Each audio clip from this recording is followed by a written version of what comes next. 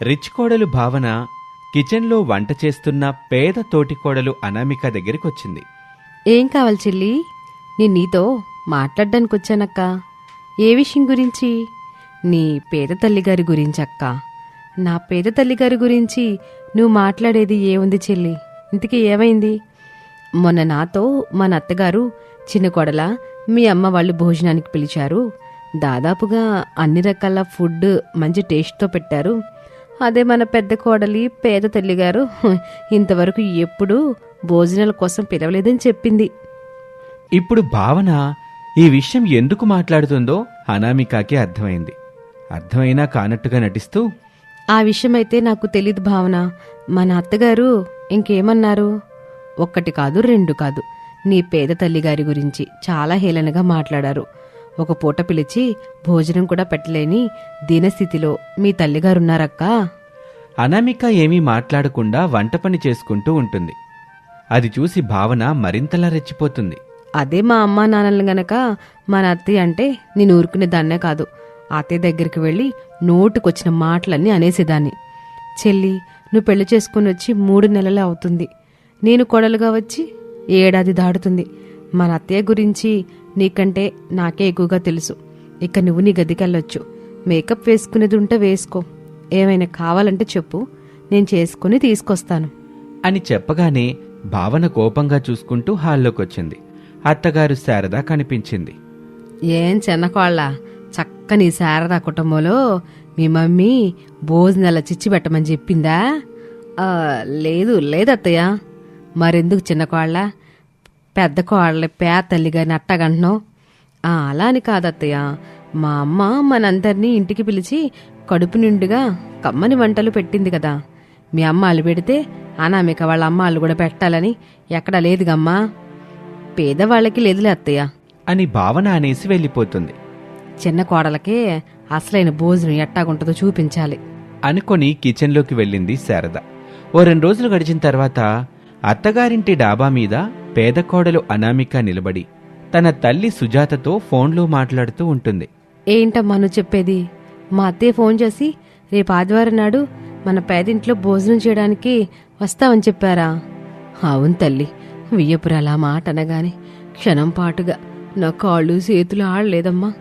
ఏం మాట్లాడాలో కూడా అర్థం అవ్వలేదు. మౌనంగా ఉన్నాను. మరి ఈ మాట మా అత్తయ్య నాతో అనలేదమ్మా. అదేమిటే, నీతో అనకుండా నాకు ఫోన్ చేసి చెప్పడం ఏమిటి? ఇప్పుడు నేను దీన్ని ఎట్లా అర్థం చేసుకోవాలి?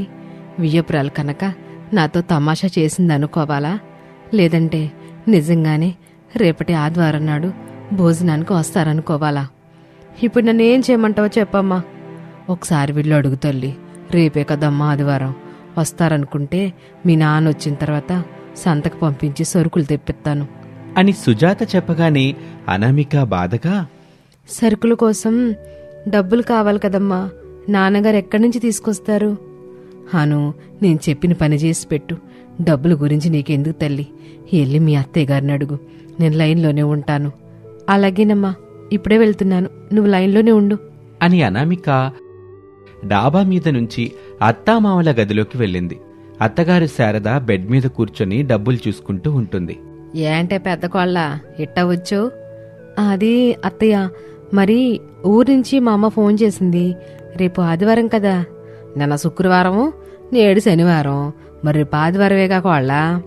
మా పేద తల్లిగారింట్లో భోజనం చేయడానికి వస్తావని చెప్పారంట కదా అత్తయ్య. అవును కోళ్ళ, నేను నీకు చెప్పడమే మర్చిపోయా. మనం రావడం లేదని చెప్పు, అలా నిదానంగా ఉండమని చెప్పు అని శారద చెప్పగానే అనామిక సంతోషపడింది. సరే అత్తయ్య, ఇప్పుడే చెప్తాను అని అనామిక తన బెడ్రూంలోకి వెళ్లి ఫోన్లో తన తల్లితో, అమ్మా, మా అత్తగారు మన ఇంటికి భోజనానికి రావట్లేదు. ఎలాంటి అప్పు చేయొద్దని నాన్నకి చెప్పమ్మా. సరే తల్లి అని సుజాత సంబరంగా ఫోన్ పెట్టేసింది. అప్పుడే రాజయ్య ఇంటికి వచ్చాడు. ఫోన్లో ఎవరు సుజాత? మన కూతురండి. ఏంటంట? రేపు మన ఇంటికి భోజనానికి వస్తున్నారంటనా? రావడం లేదని చెప్పిందిలేండి. ఏంటి సుజాత ఇదంతా? మన వియ్యపురాలు ఎందుకు ఇలా చేస్తుంది? ఓసారి ఫోన్ చేసి భోజనానికి రమ్మని చెప్పుద్ది, మళ్ళీ కాసేపటికి కూతురు ఫోన్ చేసి రేపు భోజనానికి రావటం లేదని చెప్తుంది. ఈ అత్తాకోడళ్ళు మన పేద జీవితాలతో ఆడుకోవాలని చూస్తున్నారా ఏంటి? అక్కడ ఏం జరుగుతుందో మనకు తెలియదు కదండి. మీరెళ్ళి కాళ్ళు చేతులు కడుక్కుని రండి, అన్నం పెడతా అని చెప్పగానే రాజయ్య ఏమీ మాట్లాడకుండా పెరట్లోకి వెళ్ళాడు. ఒక వారం రోజులు గడిచాయి. శారద కుటుంబం మొత్తం పెద్ద కోడలు అనామిక పేద తల్లిగారింటికి వచ్చారు. ఇంటికి తాళం ఉంటుంది. అయ్యో అత్తయ్య, మనం మా పేద అమ్మ వాళ్ళ ఇంటికి వచ్చాం. నాకు తెలుసు వాళ్ళ ఇంటికి తాళం ఉందంటే అన్నయ్య వదిన పొలం పనికి వెళ్ళినట్టున్నారు. ఫోన్ చేసి మనం వచ్చిన విషయం చెప్పు, వాళ్ళ ఇంటికి వస్తారు. అలాగే అత్తయ్య అని అనామిక తన తల్లి సుజాతకి ఫోన్ చేసింది. పొలం పని చేస్తున్న తల్లి సుజాత, చెప్పు తల్లి, అందరూ బాగున్నారా? అమ్మా, మేమంతా ఇంటికి వచ్చాం. తాళం ఎక్కడుంది? అయ్యో బిడ్డ, అందరు కలిసి మన ఇంటికి వచ్చారా? తాళం చెవి కిటికీ దగ్గరుంటుంది చూడు తల్లి. నేను మీ నాన్న బయలుదేరొస్తున్నాం. ఇంటికి తాళం తీసుకుని ఇంట్లో కూర్చోండి తల్లి, మేము వచ్చేస్తున్నాం అని సుజాత ఫోన్ పెట్టేసింది. చెట్టు దగ్గరున్న భర్త రాజయ్య దగ్గరికి వచ్చి విషయం చెప్పింది. ఇద్దరూ పొలం నుంచి బయలుదేరారు. అనామిక ఇంటి తాళం తీసింది. అందరూ ఇంట్లోకి వెళ్లారు. అనామిక మంచం వేసింది. అందరూ కూర్చున్నారు. భావనికి మాత్రం అక్కడి వాతావరణం ఏమాత్రం నచ్చలేదు. అయిష్టంగా ముఖం పెట్టింది. అక్క, ఇదేనా నీ పేద తల్లిగారిల్లు? అవును భావన, ఎలా ఉంది? నాకు నచ్చలేదక్క. నేను ఇలాంటి ఇంటిని మొదటిసారి చూస్తున్నా. నువ్వు డబ్బున్న ఇంటి నుంచి వచ్చావు కదా చెల్లి, అందుకే నువ్వు ఇలాంటి ఇళ్ళని చూసుండవు. అత్తే వాళ్ళతో మాట్లాడుతూ ఉండు, నేను తాగడానికి నీళ్లు తీసుకొస్తాను అని అదే ఇంట్లో ఒక మూల ఉన్న కుండ దగ్గరికి వెళ్ళింది. ఒక జగ్గులో నీళ్లు తీసుకుంది. ఫ్రిడ్జ్ లేదా అక్క? ఇదే ఫ్రిడ్జ్ చెల్లి, దీన్ని మించిన ఫ్రిడ్జ్ ఇంకెక్కడ దొరకదు మనకి. నాకు వాటర్ ఏమొద్దులే అని చెప్పి భావనకి వాటర్ ఇవ్వలేదు. ఇక అందరూ తాగడానికి నీళ్ళిచ్చింది అనామిక. సుజాత, రాజయ్యలు హడావిడిగా ఇంటికొచ్చారు. అందరినీ ప్రేమగా పలకరించారు. భావన దగ్గరికి వచ్చారు. ఏమ్మా భావన, బాగున్నావా తల్లి? ఫైన్ పెద్దమ్మా అని చెప్పింది భావన. చెల్లెమ్మా, బావగారు వస్తున్నామని ఫోన్ చేసి చెప్తే అన్నీ సిద్ధం చేసేవాళ్ళంగా. ఇంత సడన్గా అందరూ వచ్చారు. నాకేమో కాళ్ళు చేతులు ఆడటం లేదు. అన్నయ్య, టెన్షన్ పడబాక. పొలం నుంచి పరిగెత్తుకుంటూ వచ్చినట్టున్నారు. కొంచెం రిలాక్స్ అవ్వండి, కుదుట పడండి. ఆ తర్వాత నిదానంగా అన్ని పనులు చేసుకుందాం. అది కాదమ్మా, బావగారు మీ చెల్లెలు చెప్పిందిగా, కాసేపు ఊపిరి తీసుకోండి.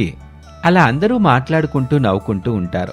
భావన అందరినీ అదోలా చూస్తూ తనలో తాను, ఈ నవ్వులు ఈ మాటలు మా ఇంటి దగ్గర ఎక్కడికి పోయినట్టో అని అనుకుంది.